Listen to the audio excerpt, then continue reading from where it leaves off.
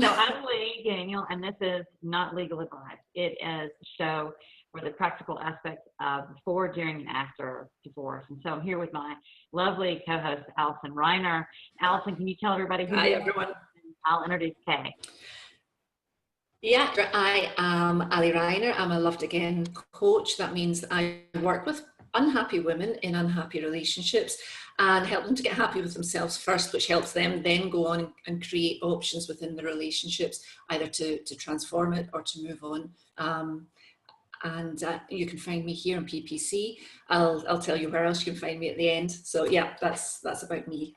And I'd love to introduce everybody to my friend Kay Siniard. And Kay has been a divorce, or is a divorce mediator, and she's a lawyer that I practice with, and she brings such a gentleness and such a compassion when she works with people. And so what we're going to talk about today with Kay is about communication and how much better it is when you can actually work through your divorce rather than making it into a battle. So Kay, if you just want to tell everybody a little bit about you. Good morning, everyone. Thanks for having me as a guest, Leigh and Allison, and I look forward to chatting with y'all this morning. I am a former divorce attorney. I no longer practice law, but I do still mediate cases from time to time. There was a time when I did that all day, every day, which is a bit much, but it is such a much kinder, gentler process to getting through not just a divorce situation. I mean, mediation can be so great in any kind of relationship where you have issues that need to be resolved, and you just need a little bit of help, having someone help you figure out the best path through the mess that you find yourself in. Sometimes even preventive mediation to make a plan so that you don't ever get into that mess. You make a plan up front. So that you know how to navigate, some murky waters that you may have coming up. So it's a great tool. Yeah, I love to mediate cases. It's definitely a better way. And Allison, since you work with people who are possibly contemplating divorce, do you often have people that think it's going to be difficult to talk through the issues with their spouse? And that's oh goodness, sorry, I interrupted you. That's the biggest issue is, how do I start? You get to that sort of impasse where conversation or communication just seems like a thing of the past, and it seems that every time you open your mouth, you end up in a yet another conflict. And it's the biggest place where you can actually take a step back from it and understand that you're both hurting, that you're both looking for some sort of solution, and you're not the enemy, because that's what happens is we end up, the two parties feel that the other one is the enemy and they've got to fight to be heard. So yeah, it's the biggest thing that I find that I have to work with is actually teaching women how to, because I normally work with, it doesn't mean that it's only women that have to be taught this, but I work with women predominantly, teaching them how to really let go of that fear of communicating, because when you do it from a place of love and a place of of really wanting to connect rather than wanting to score points, it lands so differently. But it's something we're not taught to do. It's something that we pick up in our own families. It's something we pick up around and about, and we're never really taught how to make ourselves understood, or how to express ourselves in a way that other people understand that we're coming from a good place and we're not trying to point score. Yeah, and what I see in my practice is that people sometimes come in and they've been listening to everybody else about divorce, and so they come in and they're like, this is going to be war, and they just start thinking of all these horrible, ugly things. But divorce doesn't have to be that way. I mean, it doesn't have to be long and drawn out. It doesn't have to be expensive, and it doesn't have to make you hate the other person. So, Kay, in your experience, I mean, what do you think is the first step when you want to get a divorce? People always ask me this question, so I'm so happy I get to ask somebody else. When you want to get a divorce, how do you tell the other person? I'm so excited about this. That as you know, Leigh, that is such a tough question. And I think the answer to that depends a lot on the personalities of the people involved. It depends on where the relationship is. if the relationship has already disintegrated to a point that it's destructive, that there's a lot of pain, I really think it's proper and appropriate to hire someone, go have a meeting with a divorce lawyer, go have a meeting with a therapist, a counselor, a life coach, and get some advice on that, given the personalities involved. Now, if you're talking about someone who they basically have grown apart and it's obvious that both parties have sort of already checked out of the marriage, I think that's not that it's ever an easy conversation to have, but it's not such a caustic environment. And so I think it's easier to broach the subject, just with a simple, hey, I think we both know we need to sit down and talk. So everybody hates the dreaded, I need to talk.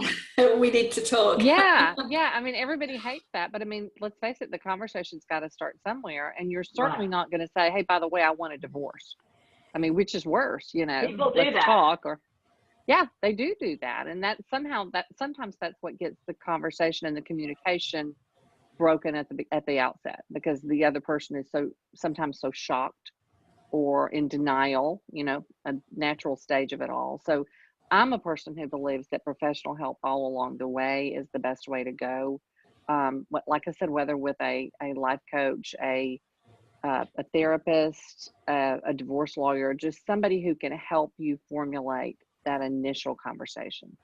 Yeah, and hopefully you would have somebody that is a divorce lawyer who would help you do it in a way that's not going to cause conflict to go even more awry. Exactly. It just depends on the situation, though, like you said. And Allison, what do you tell people? When your clients say to you, hey, I want to get a divorce, what do I tell them? What do you say? Well, normally they don't say that to me. My clients come to me because they're in the shit, but they don't want a divorce.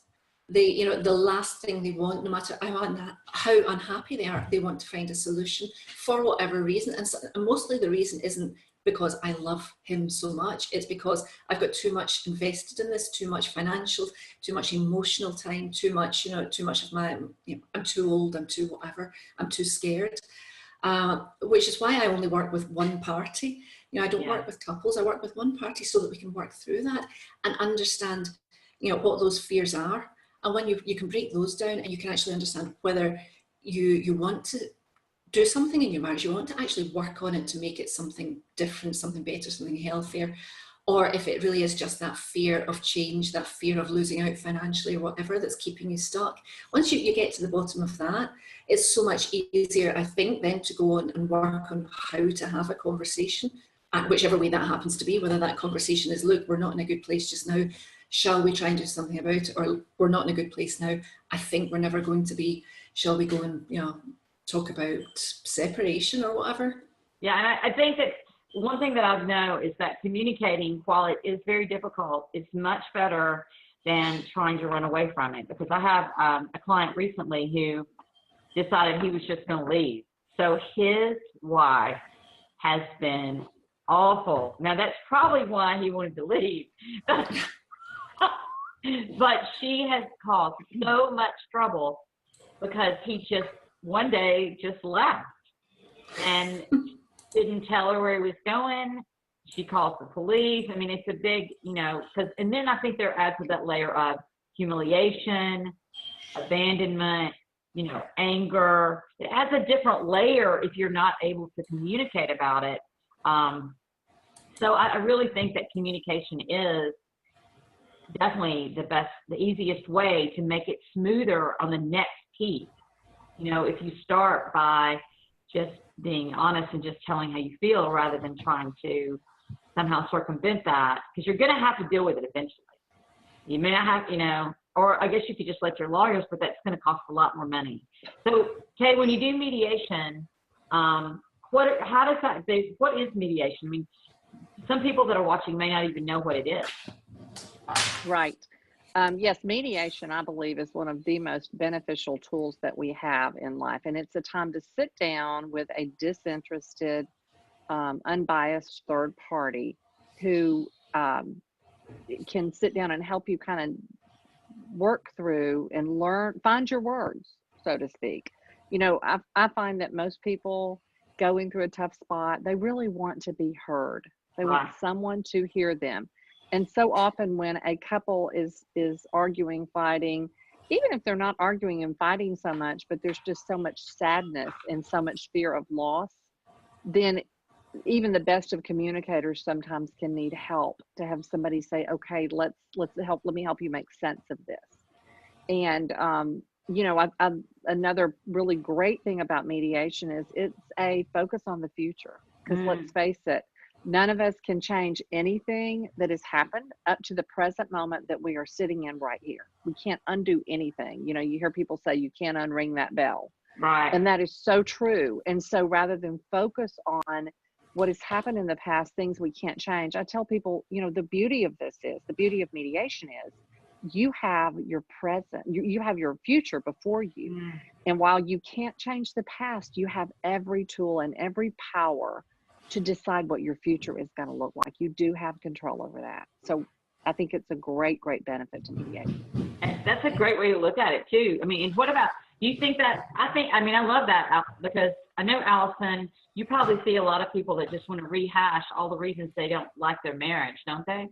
Yeah, that, and also, but you've got to, I think that's part of it as well, and that's why it's useful to have somebody outside the marriage that you can go and you can offload that on, and you can do all the self-pity and the anger and the disappointment and the grief, because, let's be honest, we go into marriage with the intention of living happy ever after. Yeah. But the one thing that I see a lot is the fear of actually starting the conversation, because there's already that that expectation of, if I say this, she will respond this way, or he will make me feel bad, or and it will, and that's what keeps a lot of people from even starting the conversation. So I think somebody like Kay or that sort of intervention is really powerful. It kind of it takes away that fear, because it gives you the tools to to get moving and to get the confidence to start the conversation. Yeah, but how would so my clients are the same. I mean, they want to go over, and I try to also get them out of all the things that went wrong, because first of all, I mean, that's fine for Allie to go over, but for me, it's not productive.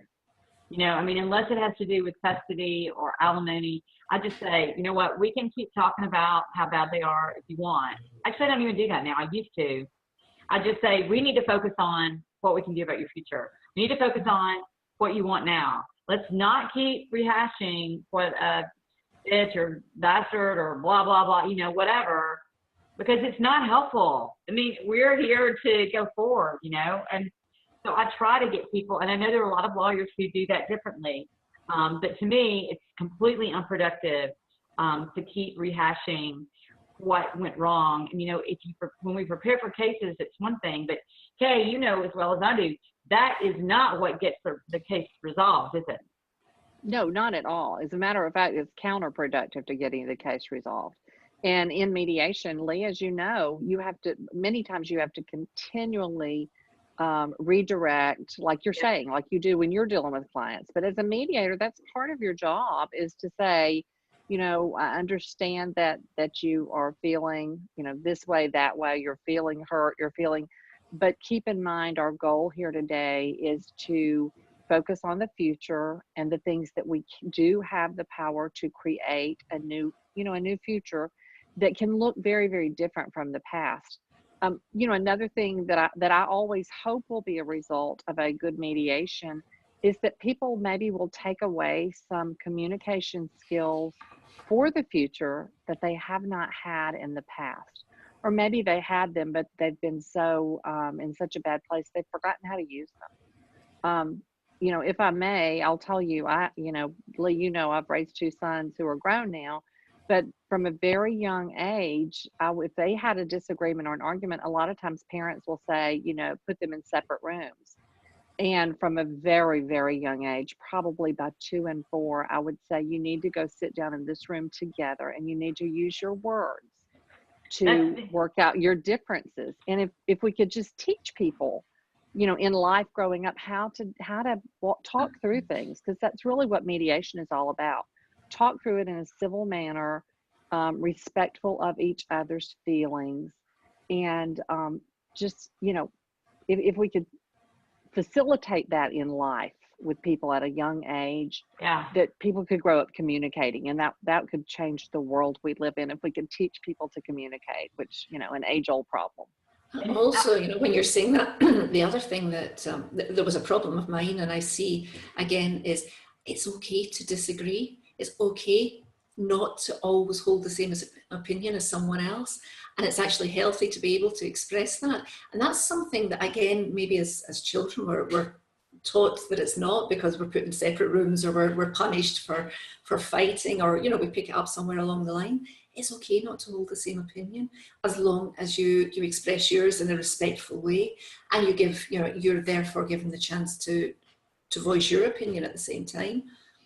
And what I always have to tell people is, especially like when we do depositions, and depositions is a discovery tool, is that we're not going to make them agree with you. We're not proving your case. They'll be like, they're trying to prove their point. They want to make that other person understand why they're wrong. I'm like, it's too late for that, for one thing. That we're not here to try to convince anybody that you're right. At that point, especially, it doesn't matter who's right. Just if people can just bring some neutrality to the situation. And Allison always says, to get your anger and rage and all of that out, and that's good. But that's not really what my role is as a lawyer. I want people to come from a place of neutrality, so we can actually look past all the things that have happened. But sometimes people will say, they treated me so poorly, they shouldn't get any retirement. They shouldn't get any part of the equity in the house. And that's just not realistic.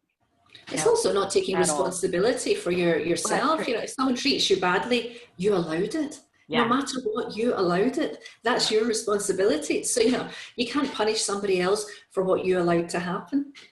Well, no, in the court, that's what I say. I mean, they cheated on me for 10 years. Well, you knew it. You let it happen. What do you think about that, Kay?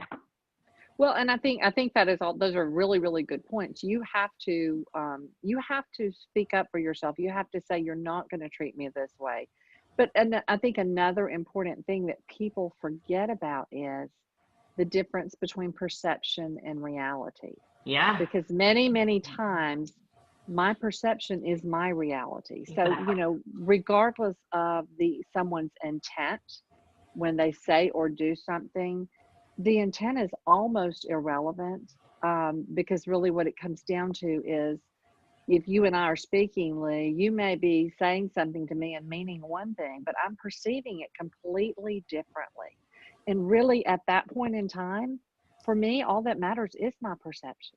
Right. And so you have to make people aware of, you have to meet people where they are, and understand what they perceive, I think makes a difference. Yeah, I like that. It's something that I learned to do myself, and I teach women to do, is instead of saying, you don't respect me, actually explain what respect for you means. Use those words. Good. And that way, it's not so open to misunderstanding. You're using the words that the other person can understand. I said for years, you don't respect me. My husband said for years, I respect you perfectly. We had two different perceptions of what that word meant. When we actually could put it together, I could see that in his eyes he did. But for me, I felt he was lacking in X, Y, and Z. But it made it easier once we could actually understand each other's perception.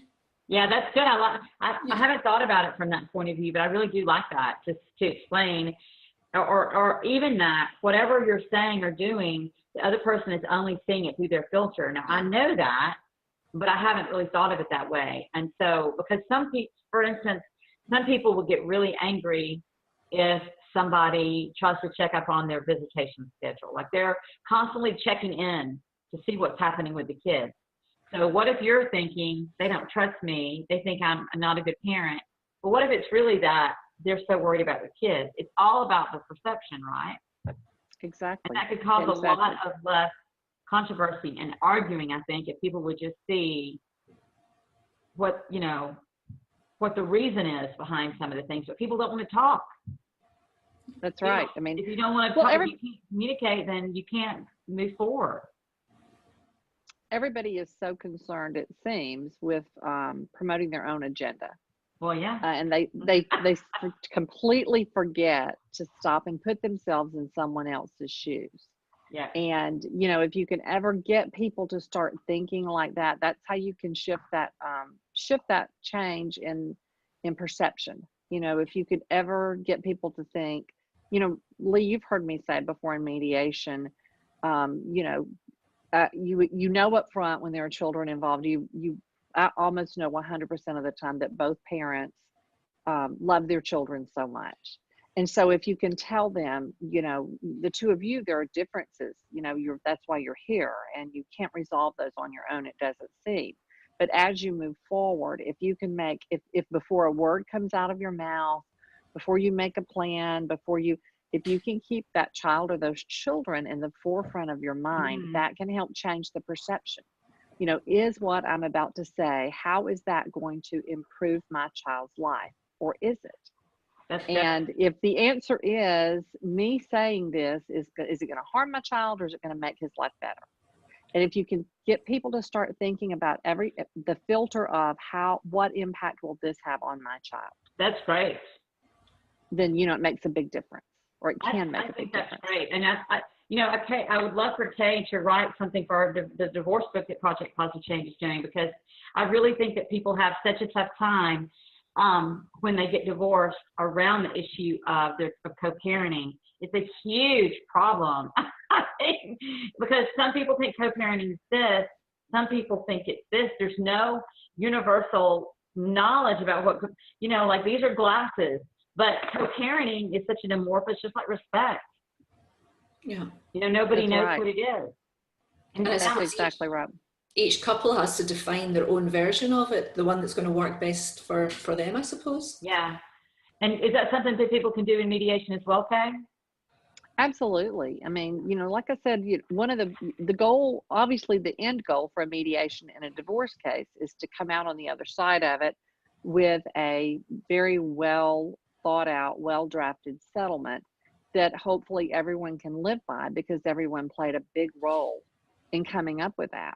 But, you know, as part of that, you want to set people up to be able to co-parent. You know, the last thing you want is for a child or children to live in fear or dread of both of their parents attending the same function. Yeah. Because of the discomfort and the angst that the children feel. And people don't stop to think about how that can mold and shape a child for the rest of his or her life, is if they have to constantly be worried what the interactions between mom and dad are going to be. And I think there's so much is a better way. You know, divorce is an unfortunate reality in our society. It's here to stay. It's been here for ages and ages and ages, and it's not going to suddenly stop, unfortunately. Yeah.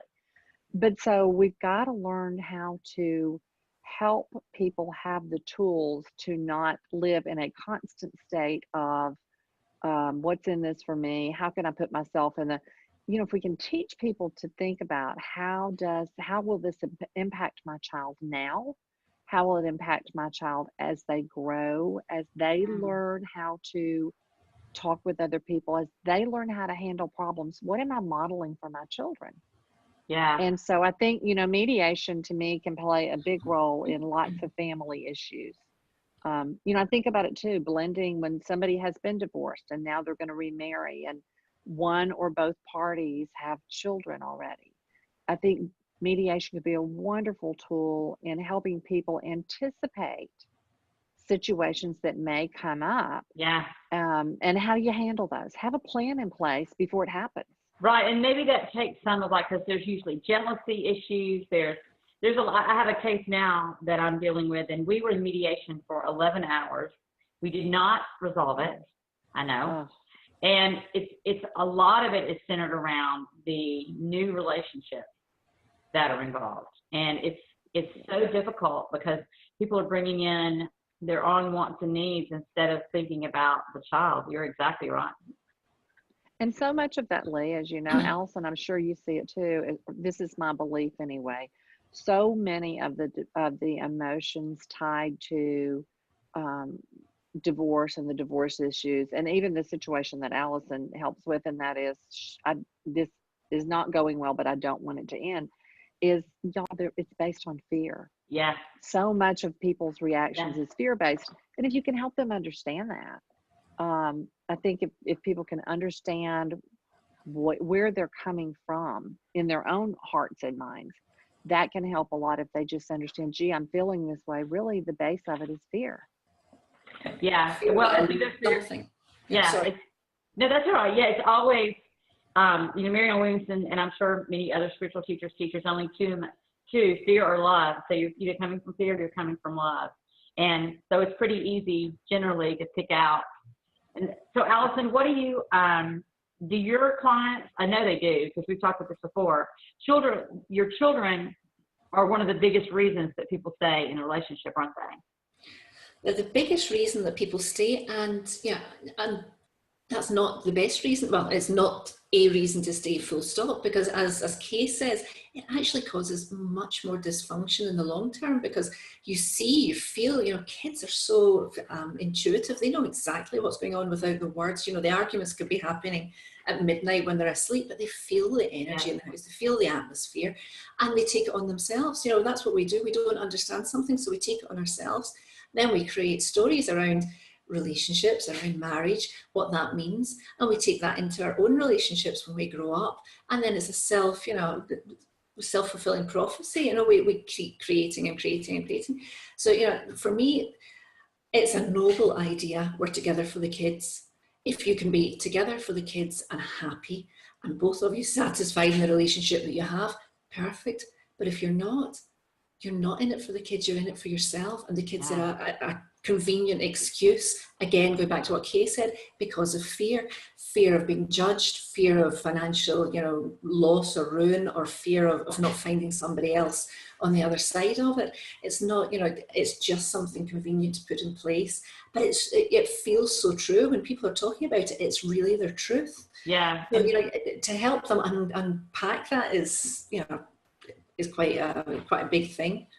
And what you just said about they can feel the energy, it's also like, just think about if you've ever worked in a place where you didn't get along with a coworker, or you could feel the hostility in the room, right? If two people don't get along, or in a meeting and people are arguing and you can feel it. If we can feel it, why don't we think our kids, who are so much more intuitive, can't feel it? Because a lot of times there's such tension. So I have people that come in that want to do an uncontested divorce, and they'll show up together. If somehow it's gotten through, they managed to show up together. And the tension, I absolutely can't stand being there with them. And I just imagine if you're a little kid, you're going to feel that tension. You're going to feel that tension. And then there's also the other side of it, where we tell, we show that thing, the kids are feeling all that thing, but we're saying something completely different. And then, how messed up is your head when you feel something, but someone tells you something different? As an adult, that messes us up. As kids, you start to judge yourself, you start to question yourself, your sanity, your own ability to reason. Yeah. And Kay has done a great job with her boys and with her co-parenting, and probably why she's a great mediator, because she's been there and she can help guide you through that situation. So Allison says that I end things abruptly, but I'm about to end things. So Kay, if somebody wanted to use you for mediation, how can they get in touch with you? They can. I'm happy. Do you want me just to give my phone number? However they can. Email, yeah. My email address is just the letter K and then SINIARD @me.com. And a phone number they can reach me is 256-658-4794. And Allison, where can people find you? People can find me by email, Allison@AllisonReiner.com, or you can come over, if you're on Facebook, come over and join me in Loved Again and Forever, my Facebook community for women who are desperate to stay married but very desperately unhappy. I'm wondering why I'm in that Facebook group. I'm thinking, I'm not married. You're there because you give us support, and you're with different perspectives. I get support. And I'm Leigh, and you can find me at my office here in Huntsville, Alabama, or you can find me on Project Positive Change. So thanks, guys. You guys have a great day. Thank you. Thanks, Kay. you too. Thank Thanks, you. Bye. Bye. Bye-bye.